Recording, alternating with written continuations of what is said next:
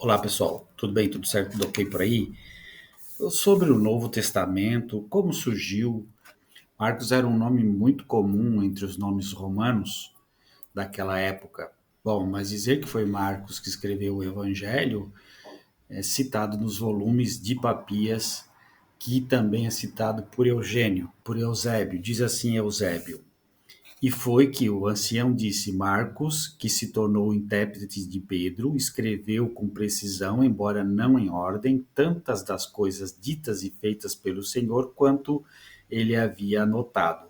Pois ele não ouviu o Senhor, nem o seguiu, mas depois, como eu disse, ele seguiu Pedro, que propôs seus ensinamentos em anedotas e não como uma obra completa dos ditos do Senhor. Portanto, Marcos não se enganou ao escrever algumas coisas exatamente como as havia anotado. Ele teve o cuidado de uma coisa: não deixar nada que tivesse ouvido e não dizer nada falsamente. Isso está no texto dito por Eusébio. A essa informação associando Pedro e Marcos também é trazida mais tarde no prólogo antimacionita 160 a 180 da era cristã. Refere Marcos como um homem que tinha os dedos grossos para escrever.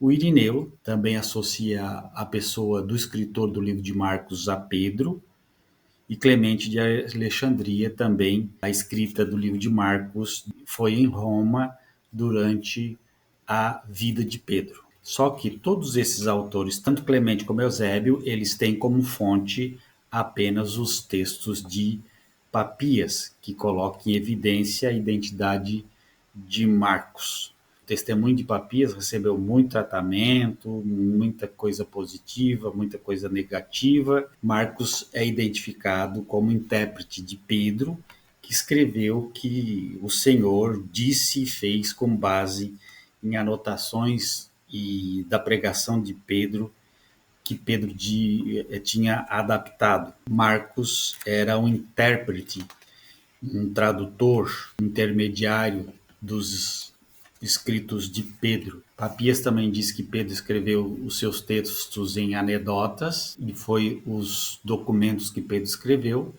que se tornaram fonte para o Evangelho de Marcos. Papias relata que o escritor do Evangelho de Marcos ele escreveu sem ordem, mas escreveu de forma precisa, cuidadosa, completa e honesta. Isso para dar uma ênfase, né, a endossar a confiança e a credibilidade naquilo que Marcos estava escrevendo. Muitos eruditos, ao longo dos séculos, aceitaram totalmente o testemunho de Papias. E também, do outro lado, muitos estudiosos que rejeitaram totalmente essas opiniões de Papias.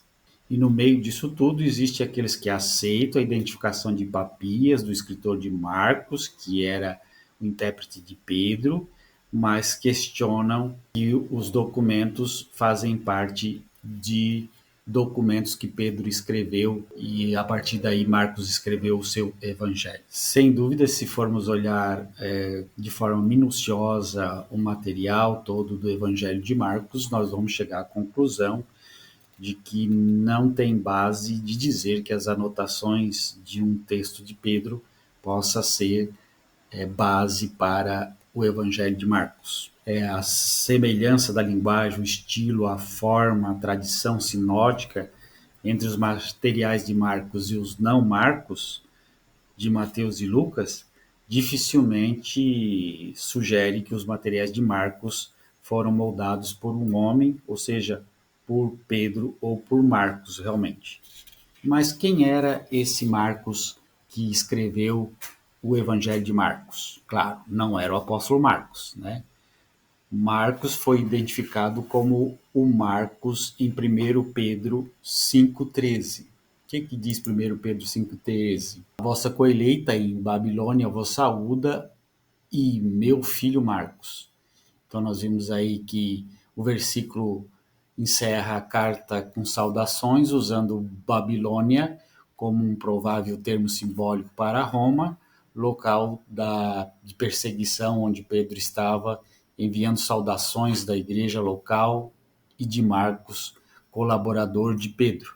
Então, Marcos provavelmente foi o autor do Evangelho de Marcos e era um discípulo próximo de Pedro. Será que ele era João Marcos, um discípulo próximo dos grandes apóstolos Pedro e Paulo? Será que ele era um membro da igreja primitiva que se reunia no cenáculo e que na casa da sua mãe foi aonde aconteceu a celebração da última ceia, como está em Marcos 14, versículo 14 e 15, Atos capítulo 1, versículo de 13 a 14, existe uma especulação de que Marcos era o rapaz carregando o pote de água de Marcos 14, 13, o texto que diz assim: enviou 2 discípulos à cidade de Jerusalém para preparar a Páscoa, instruindo-os a seguir um homem carregando um cântaro de água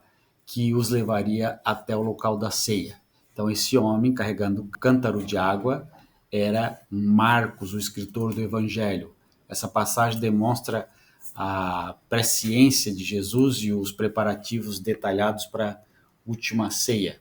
Marcos do Evangelho também é especulado como o Marcos do capítulo 14, versículo de 51 a 52, que narra o episódio singular durante a prisão de Jesus no Getsemane, onde um jovem vestido apenas com um lençol de linho, ao tentarem prendê-lo, ele abandona o lençol e foge correndo nu. Esse relato misterioso é exclusivo do Evangelho de Marcos, muitas vezes interpretado como uma assinatura do autor.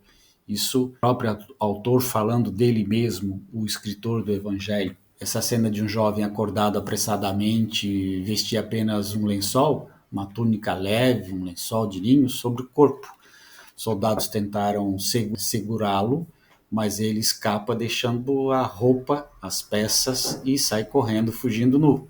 A tradição cristã frequentemente sugere que este jovem era o próprio evangelista, próprio Marcos. Acredita-se que a última ceia ocorreu na casa de sua família e que ele, ao notar a movimentação, seguiu Jesus. O significado literal desse versículo é que alguns veem como uma prova de testemunho ocular da paixão, outros interpretam como um símbolo de fraqueza humana e da falha dos seguidores em seguir Jesus, deixando para trás a sua justiça própria, que é o linho puro. Em curto relato, enfatiza o caos e o perigo que cercam a prisão de Jesus, constatado com a fuga covarde dos discípulos mencionada anteriormente no texto. Então, o que se tem sobre esse Marcos? Esse Marcos foi um Marcos desconhecido, um cristão judeu palestino em Roma, que, por influência do Papias, que usou primeiro Pedro 5,13, veio associar o escritor do Evangelho de Marcos com João Marcos do Novo Testamento, aquele que carregava o cântaro para indicar onde seria a última ceia. Veja só a confusão, né? Não se sabe exatamente quem escreveu o Evangelho de Marcos. É um autor anônimo, embora se estude através da teologia e através da exegese, da hermenêutica, não se chega a uma conclusão quem realmente escreveu o Evangelho de Marcos. Então, o Evangelho de Marcos foi escrito por um anônimo e está nas Escrituras como um evangelho inspirado, que não se sabe quem escreveu. Olha a loucura. Um grande abraço, tchau, tchau.